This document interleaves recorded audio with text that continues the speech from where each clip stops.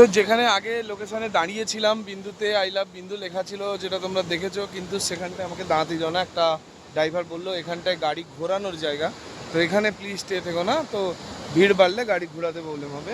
তো তাই জন্য আমাকে বললো যে ড্যামের কাছে চলে যেতে, আর ড্যামের কাছেই ড্যামের কাছে হচ্ছে ওখানে, ওইখানে ওখানে হচ্ছে রাস্তা এন্ড। আর আমার পিছনে এই যে ওটা হচ্ছে ড্যাম। তো চলো ড্যাম থেকে কিভাবে জল পড়ছে দেখো, জলের আওয়াজ তো শুনতেই পাচ্ছ। এই দেখো এই জলটা দেখো। তো ওয়েস্ট বেঙ্গলে আমাদের কালিম্পং ডিস্ট্রিক্টের মধ্যে পড়ে এই বিন্দু। তো বেশিরভাগ মোটো ব্লগার বলো, ট্যুরিস্ট ট্রাভেলার এখানে আসে না, কেন জানি না। এত সুন্দর জায়গা, এখানে এসে একটা দিন স্টে করাই যায়। এখান থেকে আর কোথাও যাওয়া যায় না। শিলিগুড়ি যেতে হলে বা মানে কোথাও যেতে হলে যেই রাস্তায় এলাম ওই রাস্তায় ব্যাক করে নিচে যেতে হবে।